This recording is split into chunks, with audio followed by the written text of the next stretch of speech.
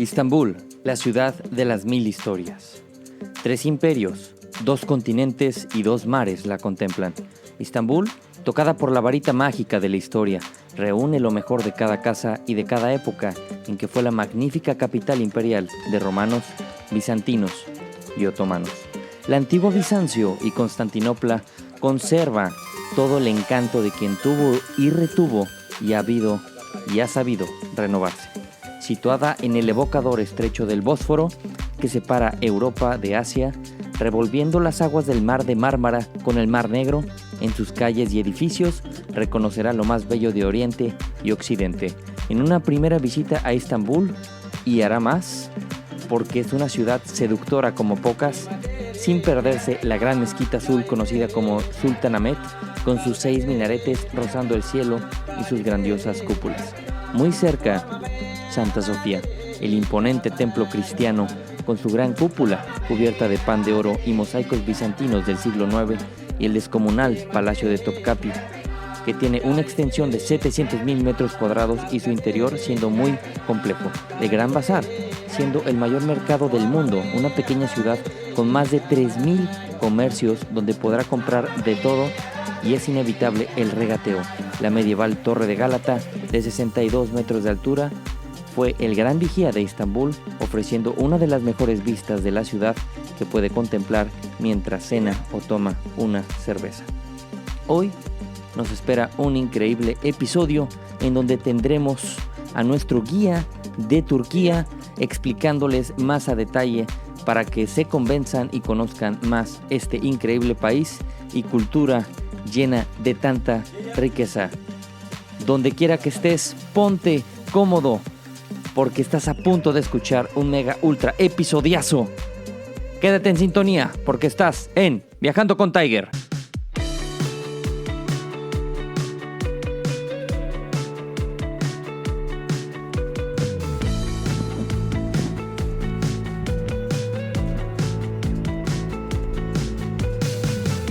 Bienvenidas mis queridas viajeras y bienvenidos mis queridos viajeros. Es un gusto saludarlos, esperando se encuentren de maravilla. Mi nombre es Carlos Alberto Vázquez Mellado, mejor conocido como Tiger BM. Este es el episodio 16 y soy un asesor de viajes. En Viajando con Tiger nos damos a la tarea de conocer, explorar muchas partes del mundo, junto con temas turísticos, y poder brindar consejos que sean de suma utilidad, trasladándolas en conjunto con nuestra agencia de viajes y explotes más esa alma viajera que llevas dentro o estás por descubrir. Es un gusto saludarlos desde Istambul, Turquía, así es. Hoş geldiniz a todos ustedes. ¿Qué viaje acabamos de tener después de casi 28 horas de vuelo y después de tener, wow, cuánta molestia de turcos ahí? Pues qué les puedo decir, un poco complicado el hecho de tener 3 asientos, luego 4 en la parte central del avión, luego otros 3, no puedes estirar tus piernas, el avión hace una escala técnica en Cancún, se libera, se vuelve a llenar, y pues bueno, estuvimos más de 18 horas, más el tiempo de espera, más la levantada, más el tiempo de prepararte, más todo. Ha sido sin duda una experiencia muy grata y nos encontramos aquí desde el otro lado del mundo. Son 9 horas más comparadas con México. Sí ha sido difícil el acoplarse, el adaptarse, pero bueno, cada quien tiene su jet lag y le pega desde que llega o en el momento que regresa a casa, eso es sin duda. Y estamos en un país lleno de tanta cultura, tanta riqueza, tanta historia que ha transcurrido y que ha pasado por estos lugares, que, siendo sinceros, yo creo que tendríamos que abarcar todo unos 10 episodios para explicarles más a detalle de todo. Y algo que queremos hacer con la agencia de viajes y con Viajando con Tiger es explicarte a detalles, junto también con la experiencia que tenemos, a motivarte a que tú hagas las cosas, a recordarte que nadie va a hacer las cosas por ti, sino que tú te comprometas y estés dispuesto a sacrificar lo que tengas que sacrificar para obtener aquello que anhelas y deseas. Con nuestra agencia de viajes queremos explicarte y traerte estos invitados, estos guías, para que conozcas un poco más de a dónde nos adentramos. Hay ciertos países que requieren algunos tours, hay países que no lo requieren, hay países que requiere un poco de esta de esta adrenalina pura que uno debe de llevar para conocer lo que es adentrarse en una cultura, el conocer su gastronomía, su historia, sus templos, sus palacios. Y el día de hoy tenemos un invitado que nos va a explicar estos detalles más de Turquía, qué es lo que hace, cómo funciona con los grupos, y que te adentres y sobre todo te avientes a esta aventura y ya sabes, con tu agencia de viajes favorita. Vamos a lanzar una promoción muy pronto en el que si mencionas que escuchaste este episodio, te llevarás una sorpresa a una actividad dentro de este país cuando quieras asistir este año a este increíble país de Turquía. Así que, sin más preámbulo, démosle la bienvenida a nuestro querido amigo. ¿Y qué digo amigo? Porque ya es considerado nuestro hermano. Así que este invitadazo de hiper lujo, nuestro querido hermano Altug Balat. Hola. Buenos días a todo el mundo. Altug Baksal me llamo. Mi nombre es Altug. Soy turco. Soy un guía desde hace 25 años. Soy de Estambul. Nací en Estambul. Pero ahora por mi profesión vivo en una otra ciudad del país, en el sur, en Antalya. Y estoy practicando esta profesión desde hace 25 años con la gente que viene a nuestro país de diferentes países. Y esta semana hemos hecho un viaje con un grupo mexicano. Creo que vamos a compartir nuestra experiencia del viaje en este programa. Así es. Y aquí nuestro querido Altug nos va a contar qué es lo que hace, cómo descubrió esta profesión de ser guía, cuáles son las dificultades de mangonear luego ciertos grupos que sinceramente nos ha tocado un grupo muy complicado, cómo debe de lidiar esa actitud, esa alegría, pero también me imagino que cuando llegan ciertos grupos con buena actitud, ha de fluir todo de mucha mejor manera. Entonces, pues les queremos explicar, adentrarnos más cómo funcionan estos tours, esta experiencia por Turquía y por todo. Qué gusto tenerte, Altug, y que hayas aceptado el participar en este podcast, porque Viajando con Tiger está comprometido con las personas, con la audiencia, con los viajeros, a que se quiten ese miedo y conozcan más sobre Turquía. Así que cuéntanos, ¿quién es Altug? Bueno, yo estudié en un colegio liceo donde aprendí francés. Y hace más o menos 27, 28 años, cuando era estudiante en esta escuela, no tenía una tarjeta de guía, no era un guía profesional, pero fin de semana trabajaba en una agencia para acompañar a los turistas entre los hoteles y el aeropuerto. Y no había pensado nunca más que un día voy a ser un guía. Para mí era una profesión de estudiante. Pero luego, cuando tenía 21 o 22 años, saben, como todos los jóvenes, no me gustaba trabajar en una oficina, en un sitio cubierto. Me he dicho, ¿qué puedo hacer? Claro. Voy a continuar en esta profesión, pero en este caso, para poder hacer de la manera profesional, necesitamos tener una tarjeta de guía. En la época no hablaba español, hablaba francés. Fui a Capadocia, había un examen que rehizo, luego tenía un curso. En la época no había universidad para ser guía, cursos del Ministerio de Turismo que duraba casi un año y al final me dieron una tarjeta de guía y empecé a guiar a los franceses como un nuevo guía en la época. ¿Actualmente qué edad tienes, Altug? Actualmente voy a tener 48 años este año, en diciembre. 48 años, sin duda ha hecho una excelente labor. ¿Y dónde aprendiste francés, Altug? En una escuela de Estambul que se llama Galatasaray. Estudié 8 años francés. 8 años, entonces ya es como tu lengua materna, se podría decir. Casi. Mi francés es mejor que mi español. Altug, la verdad, les puedo presumir que es un súper guía y habla un español súper bien, inclusive mejor que un mexicano. Yo lo podría presumir así de plano. Muchas gracias, pero no pienso que hablo bien español. La verdad, digo, o sea, nuestra lengua en México es la lengua española y sí te puedo decir que hablas muy bien, Altug. La verdad, te felicito por eso, porque hablar español, sé que el hablar español, pero no como un idioma materno, es complicado, las conjugaciones de los verbos y la verdad tú lo has hecho muy bien.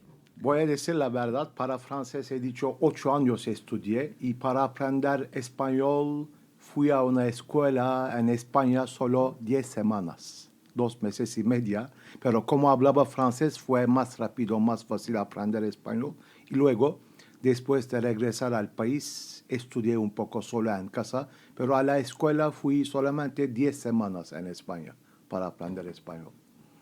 Espérame, déjame.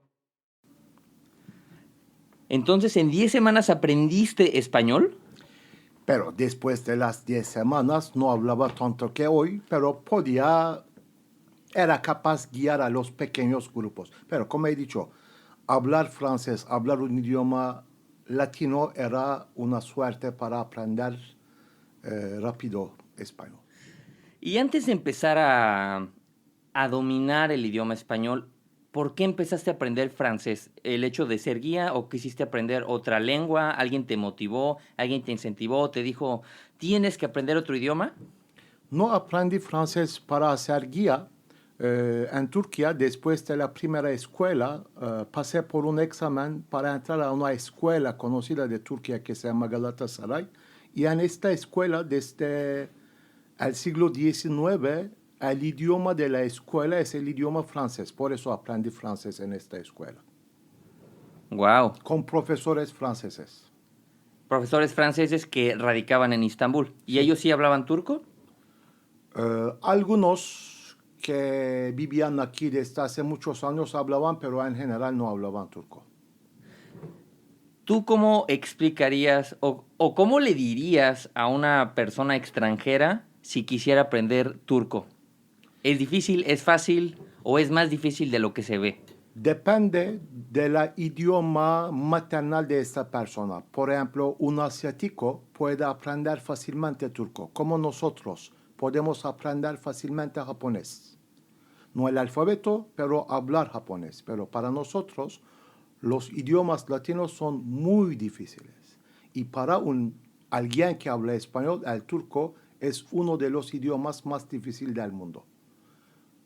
Porque son dos idiomas de origen diferente. El turco pertenece a una familia de lengua de Asia Central, muy diferente. Un ejemplo voy a dar. En español se dice yo voy a la escuela. En turco se dice escuela a voy. Como el japonés. Como en japonés. Sí. Gakkoe ikimasu. Gakkoe ikimasu, ichidekimasu. Sí, no recuerdo, hace muchos años tuve un amigo que de pronto así platicando, porque yo estaba estudiando alemán, ya tenía 2 años practicando alemán y ya empezaba a fluir, digamos, estas palabras que en alemán tú dices el pronombre, luego es el verbo conjugado, luego el predicado y el verbo en infinitivo, ya sé, muchas reglas, van hasta el final, ¿no? Como voy a ir a jugar con mis amigos mañana por la tarde. En alemán sería voy a ir con mis amigos mañana por la tarde a jugar. Entonces, el hecho de tú explicar o exponer el verbo hasta el final de una oración o cuando discutes o cuando estás explicando algo, obligas y orillas a la persona a que esa persona te escuche por completo, no como nuestro idioma. Y el idioma el turco y el japonés, por eso es un poco más fácil el aprenderlo. Exacto. El verbo está al comienzo de la frase, por eso podemos imaginar más o menos cómo va a continuar la frase. Wow. Porque cuando decimos gakkoe, escuela, seguro que voy a ir a la escuela. Podemos imaginar más o menos cómo continúa la frase. Y es como cualquier idioma. Un niño a los 5 años ya lo habla bien. Sí, claro, sí. Pero un español, un mexicano necesita, sí, un poco de tiempo para aprender turco. Si yo no hablaba francés, no podría aprender fácilmente español. No es Claro, posible. claro. Y después de cuánto tiempo de empezar con estos pequeños grupos de español, me imagino que al tú tener grupos en español empezaste a mejorar paulatinamente ese español, agarrabas libros y decías, a ver, voy a ponerme a practicar de una vez, o a ver esta palabra qué significa, o cómo empezaste a mejorar ese español. Ahora tenemos tecnología, tenemos aplicación en los teléfonos, en los Claro, celulares, es claro. mucho más fácil. Pero sí, yo recuerdo, era guía, conocía todo el país, pero cuando tenía primeros grupos españoles, en la noche, en la habitación, un día antes de una visita, tenía que practicar, estudiar en la habitación, trabajar un poco antes de hacer una visita. ¿Y en cuánto tiempo puedes presumir que ya eras un maestro del idioma español? No eras un padawan, ya un maestro Jedi. Un poco más de un año, creo. ¿Un año? Un año. Hay que trabajar un año en un idioma con pequeños grupos para decir, ahora yo puedo guiar en este idioma. Wow, esa es la historia de nuestro guía, el cómo aprendió el español. Ahora nos va a contar un poco de Turquía, qué ciudad es la que le gusta más, cómo recibe a los turistas y más detalles. Entonces, mi querido Altug, ¿cómo ¿cómo tú empiezas a desarrollar estos grupos? ¿Te gusta más atender adultos? ¿Te gusta más atender jóvenes? ¿Hasta cuántos puedes atender? ¿Hasta cuántos es lo mínimo? Explícanos. Más los adultos. En De la, acuerdo, totalmente de acuerdo. O jóvenes que se sepan comportar. pero antes con los franceses, yo recuerdo sobre todo en el mes de abril teníamos grupos de estudiantes también, pero todo el grupo todos eran estudiantes. Es mucho más fácil hacer un viaje con los adultos, creo, porque los jóvenes es más difícil para ellos hacer esos trayectos. Creo que los mejores viajes para ellos el mejor viaje es ir a una ciudad, quedarse en esta ciudad una semana, hacer visitas desde el hotel y regresar al mismo hotel. Porque los viajes que nosotros hacemos muchos kilómetros, debemos despertarnos temprano, debemos hacer muchos kilómetros y los que no tienen la información de este viaje antes de venir, si no saben qué van a hacer, no les gustan mucho esos viajes. Claro, totalmente de acuerdo. Algo que tenemos muy marcado con la agencia de viajes al momento de enviar una cotización o cuando quieren ir a un país, yo defino y busco mucho lo que las personas quieren conocer y dependiendo de eso yo les recomiendo qué tipo de país es el que deben de conocer porque no les voy a recomendar o sea, Europa si quieren tomar un tour si saben que va a estar ajetreado y no te vas a quedar en un mismo lugar a excepción de quizás las ciudades grandes como París, Roma, Barcelona, Madrid, Londres y sí te vas a hospedar un poco de más días, pero hay tours que sí te llevan a ciudades adentro de Austria, como Salzburg, ahora vas a Innsbruck, de ahí te llevan a Suiza, o sea, sí es un poco más ajetreado. Y Turquía, que tiene más de 700,000 kilómetros cuadrados, digo, normalmente estos tours están en la parte oeste de lo que es el país, no te vas hacia el este, donde ya colinda con Georgia, con Armenia, con Irán, con Siria, ya que los tours principales abarcan la zona oeste de lo que es todo este increíble país de Turquía. Entonces hay que informarse, hay que buscar más herramientas del país que vayas y si estás dispuesto a hacer todos estos sacrificios, porque de verdad es un poco maratónico, pero sinceramente lo vale por toda la riqueza cultural que se llega a conocer. Sobre todo, ahora nuestros grupos vienen de México y de México hay un vuelo de 15 horas, 18 horas. Así es. La gente no puede venir a Turquía 4 veces, 5 veces, 6 veces y una vez que vienen quieren descubrir todo. Por esta razón, las agencias hacen programas un poco rápidos. porque en una vez para hacer descubrir todo.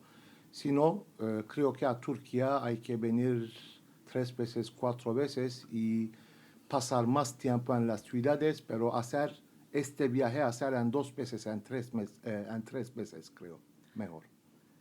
Concuerdo totalmente contigo. Hace 4 años, 3 meses, fue la primera vez que vine a Turquía con mi papá en noviembre del 2016, igual en época invernal. Y puedo presumir que en esta segunda ocasión que estamos en Turquía, pudimos tener actividades que antes no pudimos aprovechar, como ir a conocer la torre de Galata, el hecho de conocer un poco más la historia y que se te grabe, porque valoras más el hecho de regresar a ese lugar que quizá faltó una chispita, ¿no? Cuando fuimos a la iglesia de Santa Sofía, que el día de hoy ya es una mezquita, a mí me tocó que era museo. Y ahora ya fue una mezquita que desde agosto del año pasado, lo que nos explicabas, Altuğ, que el gobierno de Turquía y por medio de votaciones, si no me equivoco, pues se volvió a transformar en una mezquita, pero sinceramente uno llega ahí y tiene una alfombra, no, no, no, bueno, además de que está súper hermosa, súper cómodo y naturalmente hay que quitarse los zapatos por el debido respeto, porque es un lugar sagrado y por toda esta historia, ¿no?, que hay detrás de. Sí, es verdad que si viene otra vez, sin duda hay museos que no hemos visitado, como una otra iglesia que se llama San Salvador Anchora, que se merece estar visitada, como el Palacio de Beylerbeyi. Solo en Estambul un grupo de turistas puede pasar fácilmente una semana y estoy seguro que después de una semana van a tener museos que no han visitado todavía. Por eso, un viaje en 9 días para tener una idea sobre Turquía está bien, pero para conocer bien Turquía necesitan unas semanas. Estoy totalmente de acuerdo contigo. Ahora nos gustaría que nos explicaras un poco más de esta bella ciudad de Istambul, por qué es tan importante. Aunque no sea la capital, no es el centro administrativo del país, es el centro cultural, el centro histórico y el centro económico de lo que viene siendo Turquía al día de hoy y por qué es lo que es. Y también, o sea, una ciudad que nos comentabas que 29 veces ha habido guerras en esta ciudad. 29 veces para que pudiera ser la ciudad de lo que es hoy, Istambul. Y nos va a contar ahorita Altuğ bastante, así que yo voy a dejar el micrófono unos instantes para que nos cuente más de la historia de Istambul. Estambul, o como pronuncian los turcos Istambul, es la capital cultural y administrativa de nuestro país con más de 16 millones de habitantes. Fue la capital de diferentes imperios, pero Estambul, nosotros los turcos estamos en este país desde hace 10 siglos solamente. Si miramos toda la historia, es una época, es un periodo muy corto. Estambul, la cultura de Estambul pertenece a toda la humanidad porque es una ciudad que une Asia a Europa, Europa a Asia. Y con esta posición, desde hace muchos siglos, Estambul, o Constantinopla con su nombre antiguo, o Bizantión, el primer nombre de la ciudad, fue siempre una ciudad de negocio.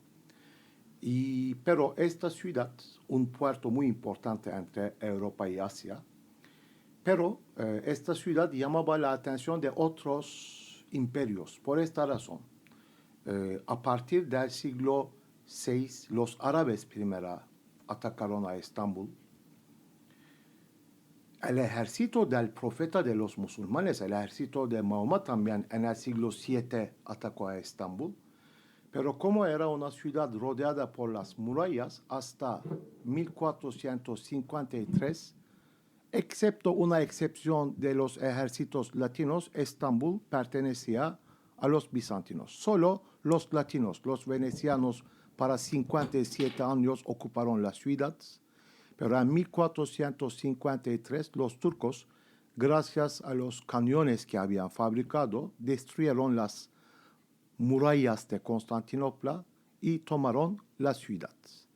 Dieron un nombre griego, Estampoli, que se pronuncia hoy como Estambul, y con los turcos también este negocio continuó. Fue siempre una ciudad de negocio, Estambul, y todos esos imperios, todos esos reyes o sultanes o emperadores que querían hacer inmortalizar sus nombres, dejaron algo. Puede ser una iglesia, puede ser una mezquita, puede ser un sinagoga, puede ser una tumba, una puente, una cisterna, pero la importancia de Estambul, como hemos visto esta mañana, voy a comparar con otras ciudades. Vamos a una ciudad de Europa. Tenemos catedrales muy bonitas, pero de la misma época más o menos. Vamos a un otro país, tenemos mezquitas muy bonitas de la misma época. No sé si recuerdan, esta mañana en Estambul, en el mismo barrio, teníamos un obelisco que tenía 3.600 años, teníamos una iglesia que tenía 1.500 años, teníamos una mezquita que tenía 400 años, en el mismo barrio, en la misma plaza. Uno pertenecía a los egipcios, otro pertenecía a los bizantinos, otro pertenecía a los otomanos, y en la misma plaza, uno al lado del otro. Eso es la importancia de Estambul, creo. Una diversidad cultural impresionante. Al barrio que se refiere es al barrio de Sultanahmet, al cual fuimos hoy, en donde se encuentra la iglesia mezquita de Santa Sofía.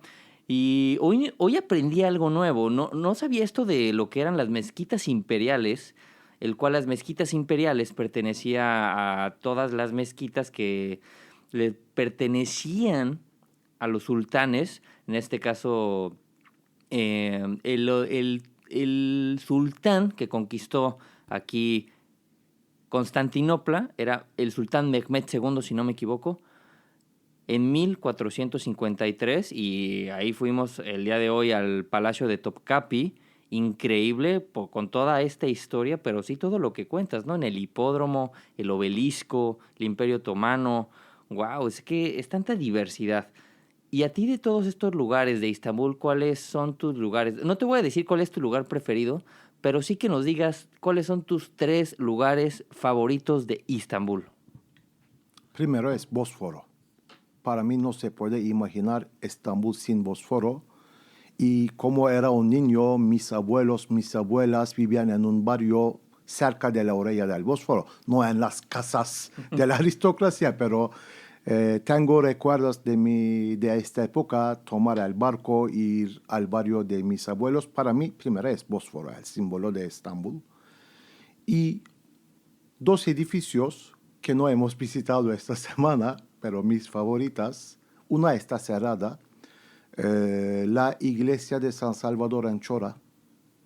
Su arquitectura no se puede comparar con Santa Sofía. Es una pequeña iglesia que su arquitectura no vale nada, pero creo que no conozco todo el mundo, pero si hablamos de Turquía, es la iglesia mejor decorada que tenemos en Turquía, con los mosaicos y con versiones ortodoxas que muchos católicos no conocen, desde el nacimiento de la Virgen María hasta la crucifixión de Jesucristo. Toda la historia del cristianismo se explica con los mosaicos muy refinados, más bonitos que los mosaicos de Santa Sofía. Es mi iglesia favorita, el museo favorito, San Salvador en Chora. Y como mezquita, una pequeña mezquita cerca del mercado de las especias que se llama Rüstem Paşa, porque tiene los azulejos más bonitos de las mezquitas de Turquía. Wow. Esta iglesia de San Salvador de San Salvador Anchora. Anchora, no he tenido la oportunidad de conocerla, y es cierto, es la segunda vez que vengo y no va a alcanzar el tiempo para conocerla, pero sí, habrá que venir otra vez, otra vez para conocerla. Y otro de los lugares a los que tuvimos oportunidad de volver a ir fue el primer mirador que nos llevaste, donde está cerca de la torre de comunicaciones. Esa nueva mezquita que hicieron, le hicieron para el presidente. Una nueva mezquita se hizo para el presidente del lado asiático y es la segunda que tiene 6 minaretes en Turquía. Es verdad, construyeron esta mezquita como una réplica de la mezquita azul. Bueno, en el país la gente habló mucho de este tema. El presidente actual de Turquía quería tener un nuevo símbolo en Estambul, en la parte asiática, y hizo construir esta mezquita que es actualmente la mezquita más grande de la ciudad, pero para nosotros la mezquita azul, mezquita de Solimán, que son mezquitas históricas, son mucho más importantes que esta mezquita. No es el tamaño solamente, otras mezquitas tienen historia. No, por supuesto. Y hay algo que ahorita acabas de mencionar de la historia de Europa, que sin duda, pues igual podríamos aventarnos no 10, sino 100 episodios de la historia de Europa. Y la verdad, sí les puedo presumir que un país con esta riqueza cultural, creo que en el mundo no la hay, y por el tipo de construcciones, por el tipo de historia, a mí me impresiona que la iglesia mezquita de Santa Sofía siga conservando lo que nos mencionaste, ese esplendor, y eso es muy cierto, como un edificio de más de, ¿qué serán? 1500, 1600, 1700 años, tenga esa magia, y al día de hoy lo ves como si fuera nuevo. Claro que ha tenido sus restauraciones debidas, pero que se mantenga así con esa frescura y se percibe una energía muy positiva, no cualquier lugar. Yo pienso que no es porque soy turco, soy musulmán que voy a decir eso, pero en la época fue muy bien transformada en mezquita. ¿Por qué he dicho fue muy bien transformada en mezquita? Porque tenemos un edificio de la misma época, cerca de Éfeso, construido por el mismo emperador, pero esta iglesia fue abandonada por los turcos. Se queda solo unas ruinas. Santa Sofía, como transformaron en mezquita, tenían que restaurar, tenían que tener cuidado, porque necesitaban este edificio. No abandonaron el edificio. Hoy yo prefería ver como un museo, no como una mezquita, pero en la época creo que era una idea bien transformada en mezquita, al menos conservaron el edificio. Por eso también está bien conservado. La verdad es que sí, y si son edificios, bueno, son de los emblemas turísticos que uno debe de acudir, pero nos gustaría que nos contaras, Altug, un poco de la historia de estas mezquitas, bueno, de Iglesia de Santa Sofía, Iglesia Mezquita, y de la Mezquita de Sultanahmet, y le expliques a la audiencia qué es una mezquita imperial, cómo se construyeron, en qué año comenzaron la construcción, y el tiempo de construcción que nos comentabas, de que fue en 5 años, cuando hay iglesias o catedrales como la de Barcelona, que al día de hoy sigue sin terminar. Uno quiere entrar esperando a ver si para el 2037 ya la terminaron. Bueno, en los libros de historia se explica que Santa Sofía, 10.000 empleados trabajaron en la construcción, pero los 10.000 empleados eran 10.000 esclavos, claro, en la realidad. ¿De qué año data esta información, Altug? La construcción de Santa Sofía, al siglo VI. Okay. Hablamos del siglo VI. Después de Cristo. Después de Cristo, entre 532 y 537. Pero en Santa Sofía, los que construyeron Santa Sofía no perdieron tiempo, no fueron a las canteras buscar piedras, tallar las piedras. En el siglo VI, muchas ciudades antiguas de los países mediterráneos fueron abandonadas.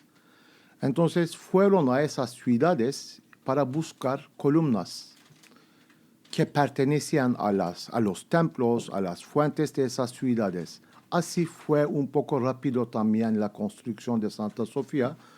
Con la tecnología del siglo VI, solo en 5 años construyeron esta catedral, que es casi tanto grande que la catedral de Milano, de Vaticano, de Roma, de Londres, pero con la tecnología del siglo VI y solo en 5 años construyeron.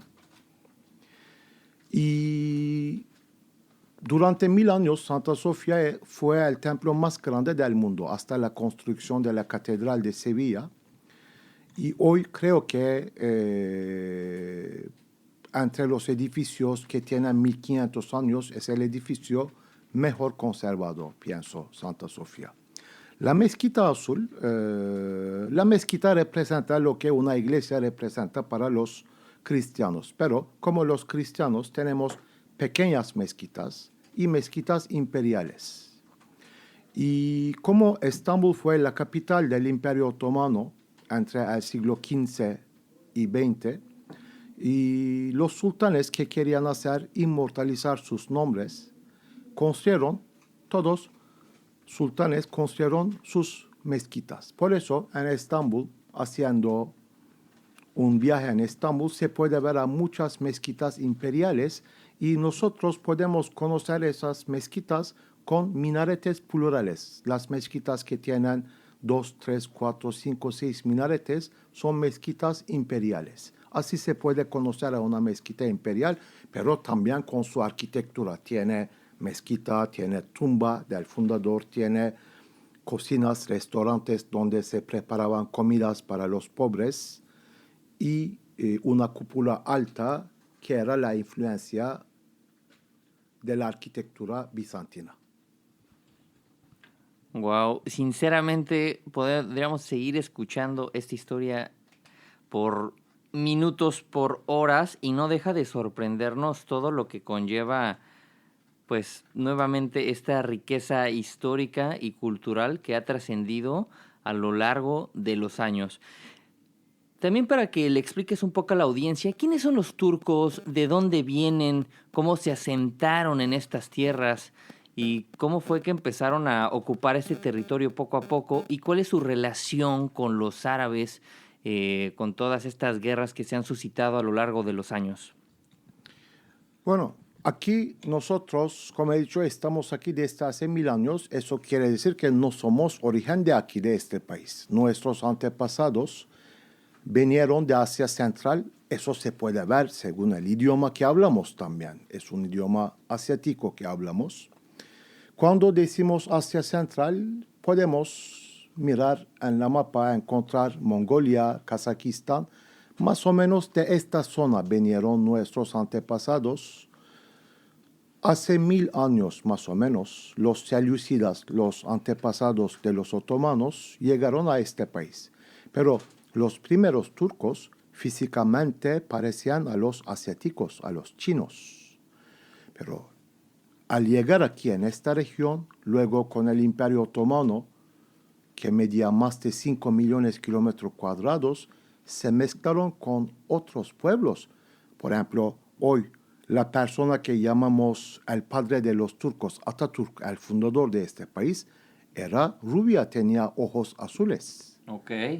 Y porque era un turco balcánico, donde nació, hoy pertenece a Grecia, pero antes pertenecía al Imperio Otomano. Bueno, hablamos de un imperio que tenía tierras sobre 3 continentes, norte del África, Asia y hasta Viena en Europa. Todos los países balcánicos pertenecían al Imperio Otomano. Y esos pueblos se mezclaron entre ellos. Yo pienso que, es mi versión, nosotros los turcos somos bizantinos musulmanes. Somos romanos, pero la comunidad musulmana del Imperio Romano, pienso, para mí. Y la relación, nuestras relaciones con el mundo árabe, los turcos a partir de los siglos 8 o 9 tenían buenos contactos con el mundo árabe, así eligieron la religión islam, así se transformaron a la religión islam. Luego conquistaron esos países, la mayor parte del mundo musulmán, como Irak, Siria, Egipto, Arabia Saudita, pertenecían al Imperio Otomano. Pero después de la Revolución Francesa, hay un nuevo concepto que nace, nacionalismo. Y todos esos pueblos, no solo los árabes, los pueblos árabes, los pueblos balcánicos empezaron a luchar para la independencia poco a poco. Antes no tenían un concepto de nacionalidad, hasta la Revolución Francesa. Y esos pueblos empezaron a luchar contra el sultán, que era el jefe espiritual de todo el mundo musulmán. Wow. Y al final, en la Primera Guerra Mundial, la guerra de 1914 y 1918, los árabes lucharon con los ingleses contra el jefe espiritual de los musulmanes, contra el sultán musulmán. Ok, órale. Y los turcos perdieron esas tierras, pero no olvidaron nunca más los turcos. Bueno, los árabes, si miramos la historia por la ventana de los árabes, ellos tienen razón, luchaban para la independencia, pero Claro. para los turcos no fue fácil aceptar eso. Hoy no podemos hablar, sobre todo en los últimos años, no podemos hablar de las relaciones bien con el mundo árabe, excepto Qatar. Tenemos buenas relaciones con Qatar, los gobiernos, pero con el resto del mundo árabe, no. Wow, datos históricos e interesantes. En el episodio anterior, Altug, mencionamos bastante de la historia de Turquía, aunque claro que van quedando pedacitos, a ver, explícame esto y explícame el otro, como esta situación de dónde provenían los turcos y ahorita que nos expliques quién fue Atatürk después de 1918, que los turcos no olvidaron y ahora sí. Y también, sobre todo, cuando acudimos al Palacio de Dolmabahce, también fue otro de los lugares que no tuve la oportunidad de visitar la primera vez y en esta segunda ocasión, ahora sí lo visitamos. Lamentablemente no te dejan grabar ni tomar fotos por dentro, pero Altug, qué cosa de palacio. Por eso se hacían estas revoluciones. Uno si visita el Palacio de Versalles en Francia, si visita el Palacio de Catalina en Rusia, era tanto el exceso que yo creo que sí era una falta de respeto a la gente, ¿no? Y sí se ve que querían aquí los sultanes demostrar este poder, demostrar esta hegemonía de aquí mandamos nosotros y vean la riqueza de la que está hecha nuestro país. Cuéntanos sobre este Palacio de Dolmabahce, pero antes de que nos cuentes cómo se construyó, en qué años lo construyeron, y cuéntanos sobre Atatürk, el fundador de la República de Turquía, porque también nos has mencionado mucho de que cambió el alfabeto. ¿Qué alfabeto se utilizaba anteriormente y todo? Primero, Palacio de Dolmabahce fue construido con una influencia occidental. Los sultanes que observaron la vida occidental, la vida moderna de Europa, querían tener mismos palacios en Estambul también. En aquella época no tenían mucho dinero, el Imperio Otomano había perdido mucho de su poder, pero gastaron mucho dinero para construir este palacio, sobre todo para decorar este palacio. En 1856 fue inaugurado el palacio y los últimos sultanes vivieron en este palacio muy rico. Mustafa Kemal Atatürk, para nosotros, es la persona más importante de nuestra historia moderna. Atatürk es un apellido que el pueblo dio a Mustafa Kemal y quiere decir el padre de los turcos, porque los turcos hasta la fundación de la República no tenían un apellido, tenían nombres. Después de la fundación de la República, una de las reformas de Mustafa Kemal era la reforma del apellido y es el pueblo que dio este apellido Atatürk, que quiere decir el padre de los turcos. Claro que ha hecho muchas cosas para poder tener este apellido. Hablamos de una persona que venía de una familia pobre, que nació en Tesalónica, que pertenecía al Imperio Otomano en aquella época, un turco balcánico, que fue a una escuela militar porque los padres eran muy pobres en la época, y luego participó al ejército otomano. La primera vez escuchamos su nombre en una guerra muy importante en la historia de esta región. Bueno, ustedes vienen de México, no conocen quizás esta parte de la historia, la guerra de Dardanelos. La verdad no lo había escuchado. Es la misma región que Troya. La guerra de Troya y la batalla de Dardanelos está en la misma región. Los países aliados, los ingleses, franceses, italianos, querían pasar por el estrecho de Dardanelos para subir a Constantinopla y ir a Rusia, mandar ayudas a Rusia. Mustafa Kemal había comandado al ejército turco y no dejó pasar los ingleses, franceses por el estrecho de Dardanelos.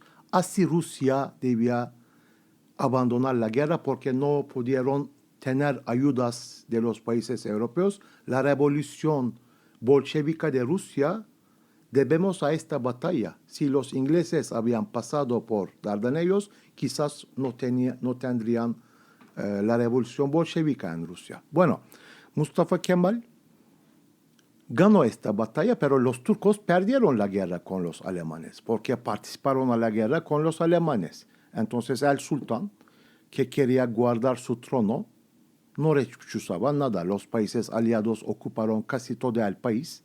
Así Mustafa Kemal decidió salir de Estambul, ir a Anatolia y resistir. Fundó su gobierno, el sultán pidió su cabeza, luchó contra los países aliados, más contra el ejército del sultán, pero al final ganó la guerra. Los turcos tuvieron la independencia y fundó la República en 1923. Hasta allí era un comandante, pero luego fue un político, un muy bien político también. Hablamos de una persona que dio derechos a las mujeres antes de Europa. En 1934, aquí las mujeres tuvieron el derecho de votar y estar elegidas, gracias a Atatürk. Y suprimió la poligamia. Y cambió el calendario, cambió el alfabeto. Porque los turcos escribían turco con las letras árabes. En 1928, solo en un año cambiaron el alfabeto. En un año. En un año. Había muy poca gente que sabía leer y escribir en la época, claro, pero solo en un año el alfabeto fue cambiado. Suprimió el sultanato, el califato y, lo más importante, puso el laicismo en la constitución de la nueva república. Se merecía este nombre, creo, apellido de el padre de los turcos, Mustafa Kemal. Mustafa Kemal Atatürk ha sido el fundador de esta república de Turquía conocida al día de hoy. Y hay una tumba en Ankara que es el mausoleo de Atatürk, lo cual les explicamos en el episodio anterior. Pero ahora les voy a explicar un poco Altug por qué se construyó este mausoleo tan importante. Este mausoleo, cabe mencionar que se construyó en una colina muy especial para que tuviera vista desde todos los puntos o casi todos los puntos de Ankara, porque también tiene demasiadas colinas. No sé si tenga más o menos que aquí Estambul, pero desde ahí se aprecia la ciudad y creo que desde todos los puntos de la ciudad de Ankara se puede apreciar dicho mausoleo. Sí, Atatürk fue enterrado en Ankara, quería estar enterrado en Ankara, pero no había pedido nunca más una tumba grande, un mausoleo, solo quería estar enterrado en Ankara. Cuando murió Atatürk, para el pueblo turco era un deber, creo, construir más grande posible, más bonito posible, un mausoleo, pero no es él que ha pedido un gran mausoleo. Y el gobierno de la época organizó un concurso. Los arquitectos turcos y extranjeros prepararon proyectos para construir el mausoleo. Al final, el proyecto de un arquitecto turco ganó este concurso y duró casi 10 años la construcción del mausoleo. Mientras estaban construyendo el mausoleo, Atatürk fue enterrado en un museo de Ankara, en el Museo Etnográfico de Ankara. Y en 1953 fue enterrado en este mausoleo, en este edificio monumental que parece a los templos griegos en Ankara. Este mausoleo yo lo recomiendo mucho que lo visiten porque es uno de los lugares que hay que ir a visitar en Turquía, esta explanada gigante, el Camino de los Leones, lo que representa, pues bueno, los leones, también la historia hay de los hombres y de las mujeres, y también esta increíble, o sea, pues cómo les explico, todo el mármol que hay en este mausoleo es un lugar que se debe de visitar. Y también, como menciona Altug, son distancias demasiado largas. Hay veces que se toma el avión de Istambul a Izmir o a Capadocia, pero pues hay ciertos recorridos que sí se tienen que tomar con el grupo y, y con el tour, la verdad.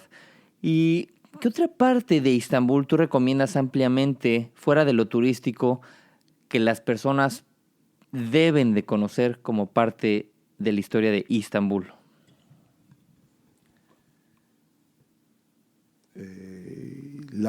En Estambul, cosas Sí. a visitar en Estambul. Sí, fuera de lo ordinario. Sí, ante todo, después de la pandemia hay que venir a Estambul. Creo que para conocer una ciudad hay que ir a un partido de fútbol, hay que viajar en metro, hay que ir a los restaurantes del pueblo, pero no es el mejor momento ahora porque, como han visto, muchas cosas están cerradas. Es muy importante visitar mezquitas, museos, iglesias, pero creo que primero hay que tener un hotel fuera de la ciudad turística. Estar entre los turcos, viajar en metro, ir, como he dicho, a un partido de fútbol para ver la emoción, a un partido entre Galatasaray y Fenerbahçe, por ejemplo, para Claro. ver la vida de los turcos aquí. Les voy a mencionar un dato interesante. La última vez que vine a Turquía en noviembre del 16, estábamos en Capadocia y casualmente coincidía ese sábado Barcelona-Madrid. Yo le voy al Barcelona y mi papá le va al Real Madrid. Si la memoria no me falla, el partido era a las 4. Lo vimos en el bar, todo iba excelente, iba ganando el Barcelona 1-0 y de pronto empiezan a llegar turcos con su playera del Fenerbahçe y del Galatasaray y no les entendíamos hasta que le preguntamos a nuestro guía de ese entonces, Engin, oye, pues ¿qué está pasando? Lo lamento, chicos, pero van a tener que ver el partido en la computadora porque se viene el Fenerbahçe Galatasaray. Y empezaron a ver el partido, o sea, como si de verdad fuera un clásico, e hicieron de lado el Barcelona-Madrid, creo que fue 3-4 de diciembre del 16, quedaron 1-1, pero es esa pasión en la que se vive, no dudo que ir a un partido ha de ser increíble. Y este palacio de Dolmabahce, donde nos cuenta Altug, fue donde falleció Atatürk, pero ¿de qué falleció? Y cabe mencionar que este palacio está al lado del estadio del Vodafone, donde juega el equipo de primera división, el Beşiktaş, ya que aquí juega tanto el Galatasaray como el Beşiktaş, como el Fenerbahçe. Sí. Atatürk, ¿de qué murió? ¿De qué Atatürk? murió? Atatürk fue muchas guerras y fumaba mucho y bebía mucho. En Turquía, la bebida nacional de los turcos se llama rakı, tiene 45 grados de alcohol. Es verdad que se puede tener cirrosis sin beber alcohol, pero Atatürk bebía y fumaba mucho. Es un poco difícil encontrar una foto de Atatürk sin tabaco, por ejemplo.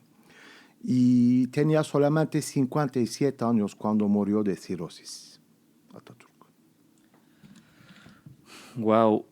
Y me imagino, digo, como todas las ciudades, está dividido en estas secciones, ¿no? Que tiene el nombre de Sultanahmet, de Beşiktaş y Galatasaray. ¿Nos puedes explicar un poco esta historia de la zona de Galatasaray?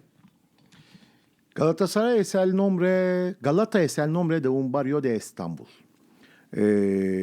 Voy a empezar con Galatasaray porque yo soy miembro del Club Galatasaray.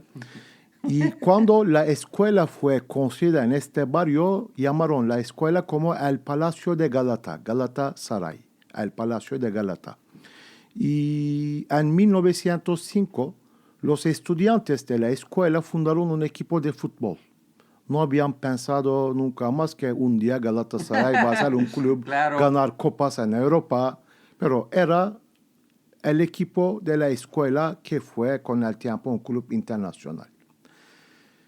No es el primer club, es el segundo club fundado en Estambul, pero es el primer equipo de fútbol. Beşiktaş era el primer club de gimnástica, pero Galatasaray tuvo el primer equipo de fútbol. Su objetivo era jugar contra los ingleses y ganar contra los ingleses. Era el objetivo de los estudiantes en 1905, cuando fundaron este club. No sé si aquí conozcan la caricatura de los supercampeones o Capitán Tsubasa en japonés, en el que ellos, desde niños, al tener este talento futbolístico, empiezan a apoyar y los visores empiezan a crear una campaña para que estos chavos, dentro de 10 o 12 años, puedan ganar la Copa del Mundo. Entonces empieza a avanzar y el último episodio, Oliver Atom se enfrenta a quien fue su instructor, quien es el director técnico de Brasil. Y así se acaba ese anime, empezando la final de la Copa del Mundo, Japón contra Brasil. Y este sueño de haberle ganado a los ingleses se ha cumplido. Digo, la verdad, creo que hubo un momento que el Galatasaray sí destacó en la Champions League. Creo que en la década, no la pasada, sino hace 2 décadas, me refiero del 2000 al 2009, porque sí últimamente no han destacado, y el último que calificó fue el Beşiktaş, pero fue eliminado en grupos. Creo que estuvo con el París, el Manchester United y otro grupo, y pues bueno, creo que el París le metió 5-0, 6-1 la última jornada y tenían que ganar, y bueno, entonces el venir aquí al fútbol debe de ser algo espectacular, me imagino, ¿no? Ojalá, pero es un poco difícil porque Galatasaray había ganado la Copa de UEFA y la Supercopa en el año 2000. En el año 2000, un equipo como Galatasaray podía ganar una copa, pero hoy económicamente hay una diferencia enorme. Nosotros no podemos pagar a esos jugadores. Para mí me parece un poco difícil un equipo turco que va a ganar una copa porque ahora económicamente no se puede hacer rivalidad con Barcelona, con Real Madrid. Antes era posible, hoy es un poco difícil.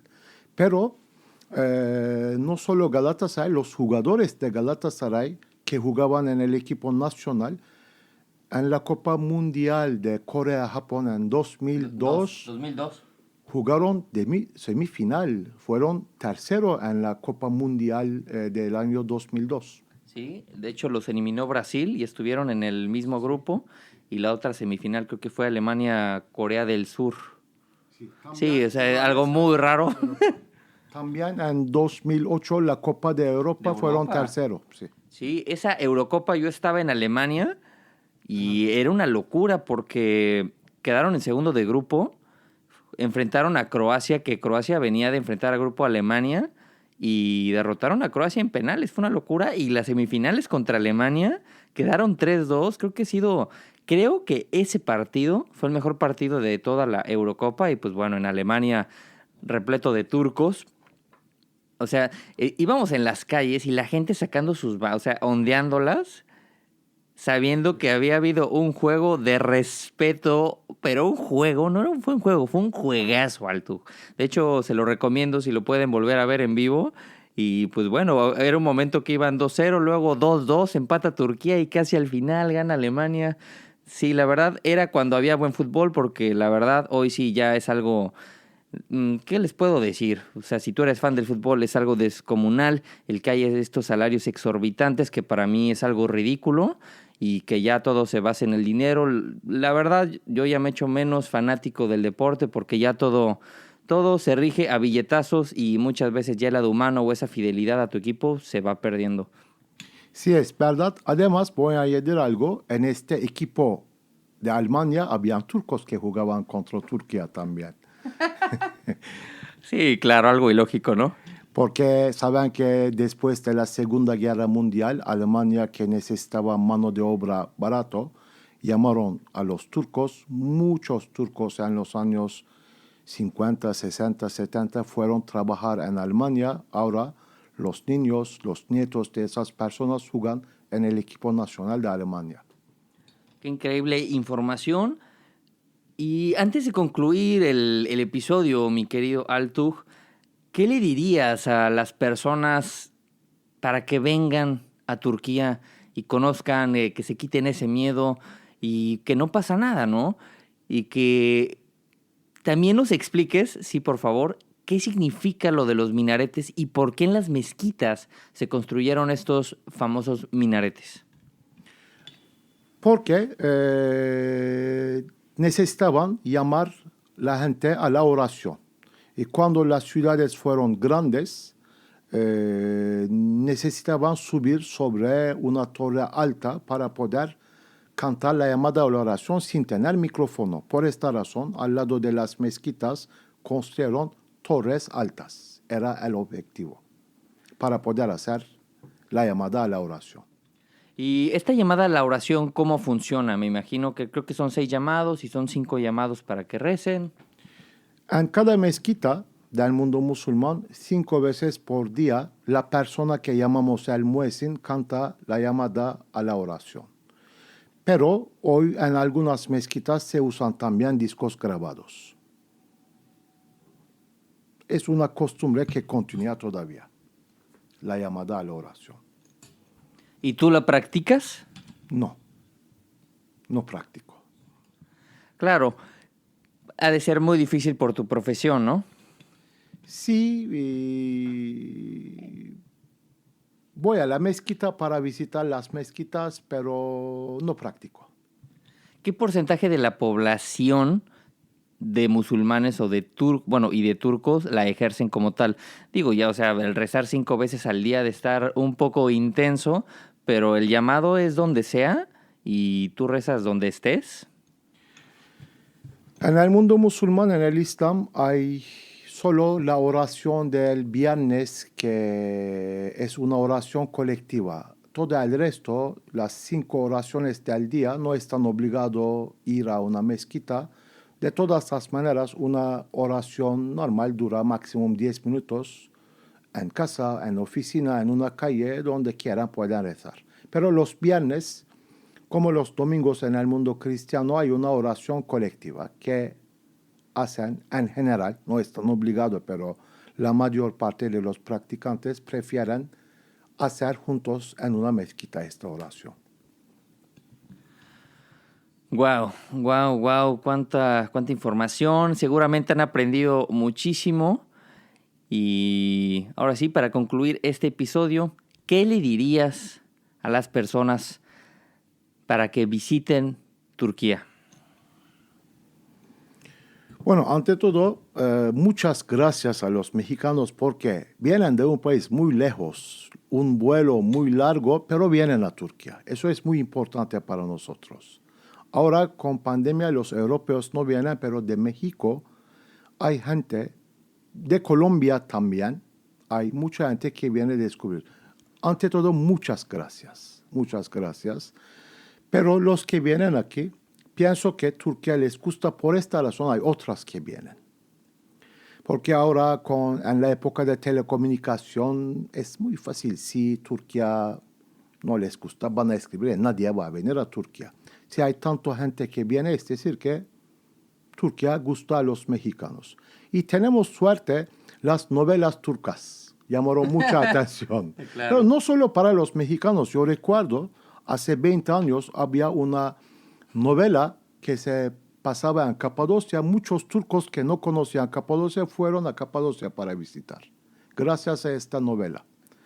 Y las novelas turcas en otros países, en los países extranjeros, llaman mucha atención. Gracias a eso también tenemos muchos turistas. Yo solo los que vienen a visitar Turquía les aconsejo hablar a sus amigos. Opinión de Turquía, positivo o negativo. Hacer publicidad de Turquía. Así, con el tiempo vamos a tener más vuelos y más turcos que van a ir a México también con esos vuelos.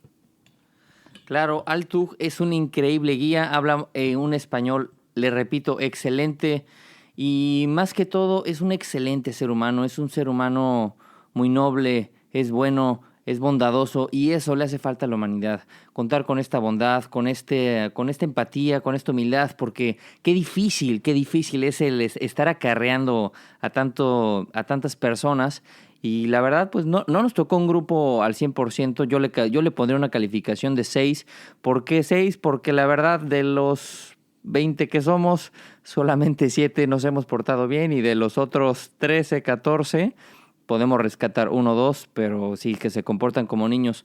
Algo que sí debe de ser muy, muy importante antes de que tú viajes a un país, al extranjero, más bien antes de que viajes a otro país, mejor dicho, debes de saber y conocer las reglas de este país. Supongamos, vamos a la mezquita, a la iglesia mezquita de Santa Sofía, te tienes que quitar los zapatos y resulta que alguien del grupo ya estaba pisando ahí parte de la alfombra y claro, lo regañan y uno cree que el guía no les dijo. O sea, claro que les dice, pero están payaseando, están escuchando. Hay que tomarse las cosas con seriedad, hay que tomarse las cosas con respeto, porque estamos acostumbrados a otra cultura y estando a más de 11,000 kilómetros, tienes que tener más conocimiento, tienes que buscar, como tú mencionas, Altug, el informarte. Porque tú al informarte vas a conocer otra cultura, vas a conocer otras tradiciones. Hace un año ya aproximadamente, mi esposa y yo tuvimos la oportunidad, de hecho hoy cumplimos 1 año de casados y venimos aquí a Turquía, así se dio. No teníamos pensado venir, la verdad, y se dio. Y en la vida pues hay que fluir, y cuando fluyes creo que las cosas se dan de mejor manera. Venir a Turquía es una experiencia grata, es una experiencia rica, es una experiencia que sobre todo te va a enriquecer tu ser, porque conoces gente grandiosa como Altug, que quizá no nos volvamos a ver o quizá nos volvamos a cruzar, pero el objetivo es enviarte personas que te conozcan, que te escuchen y que tengan esta confianza con nosotros, y que en Turquía la vas a pasar súper, súper fregón y que vas a conocer personas que no conocías, ¿no? O sea, conocimos personas de la Ciudad de México, del estado de Nayarit que queda en el océano, colinda con el Océano Pacífico, y han sido personas muy gratas, ¿no? Y que nunca sabes con qué tipo de relación vas a tener. Y nosotros, Altug, te agradecemos que te hayas abierto y te hayas dado el espacio, porque creo que desde que te conocimos hace una semana tuvimos una química, y eso es muy importante. No con todas las personas hay química, no es normal, pero cuando hay esta química creo que él tuvo la confianza de abrirse con nosotros, de sacarse fotos, de invitarle a algunos detallitos, a algunos cafecitos, y que estés en este podcast. Esto merece un aplauso para Altug, para ustedes que van a venir pronto a Turquía. Muchas gracias. Estamos esperando a todo el mundo en Turquía. El último frase: Turquía es el país más oriental de Occidente, más occidental de Oriente. Estamos entre Europa y Europa, un poco los dos. Por eso se dice Eurasia para esta parte del mundo. Claro, de hecho en el Palacio de Dolmabahce caminas unos cuantos metros, bueno, 1 kilómetro más o menos, y ahí ya se encuentra la zona de, recuérdame el nombre, Ortaköy. Y ahí está la mezquita de Ortaköy y se aprecia el puente de Bósforo. Y ese puente, ahí sí puedes presumir que puedes estar en un momento en Europa y otro en Asia, o por qué no, mejor dicho, en Eurasia, ¿no? Sí, solo 1,000 metros, 1 kilómetro en 2 minutos se puede pasar de un continente al otro continente. Les agradecemos infinitamente. Fue un episodiazo para todos ustedes. Viajando con Tiger está comprometido contigo, con la audiencia, para que recuerdes que viajar es vivir. Viajar te deja experiencias gratas. Viajar te abre el mundo, te abre el panorama, expande tu conciencia, te permite ver las cosas de una forma que no la verías. Aprendes de historia, aprendes de cultura, aprendes de gastronomía, te pierdes, conoces. Tu mente se abre a nuevos paradigmas, se abre a nuevos escenarios, que de pronto en la vida rutinaria es necesario el salirte del ordinario para poder tener temas de conversación, pero más que nada el que tú conozcas esta cultura y sobre todo generar amigos, generar hermanos del otro lado del mundo, el cual lo vamos a recordar siempre, Altug. Muchas gracias. Y bueno, Altug nos va a decir cómo se dice adiós o hasta luego en turco. Güle güle. Un poco complicado el pronunciar esa frase. Altug, nuevamente muchas gracias, el conocerte, el que nos hayan escuchado. Se vienen increíbles episodios. El siguiente episodio vamos a contarles los lugares a donde pueden visitar en Turquía, qué lugares son los que se visitan y por qué, la experiencia que se tiene, claro, todo este recorrido y detalles importantes, al igual que explicarles esta visita a Dubái que no hemos tenido la oportunidad de conocer. ¿Tú conoces los Emiratos Árabes? No fui a Dubái. Todavía no. Y bueno, antes de concluir, porque se me está yendo esta pregunta, ¿por qué tienen buena relación con Qatar? El gobierno actual tiene relaciones económicas. Además, hay muchas empresas de Qatar que tienen empresas en Turquía. Es una relación muy nueva con el gobierno actual. Tienen buenas relaciones los dos gobiernos. Excelente. Y ahora sí, nos despedimos. Recuerda que nos puedes seguir en las redes sociales como Viajando con Tiger o Tiger BM. Recuerden dejarnos su reseña con las 5 estrellas o con las estrellas que consideren. No olviden que se vienen grandes promociones y si escuchaste este episodio, te haremos 2 o 3 preguntas al respecto y si la respondes bien, ahora sí podrás adquirir una promoción con nuestra agencia de viajes. Estamos a punto de emprender nuevos viajes, nuevas aventuras, nuevas experiencias para todos ustedes y conozcas más el mundo, porque eso es lo que estamos haciendo, llevarte de la mano a que experimentes más y conozcas más de tu ser.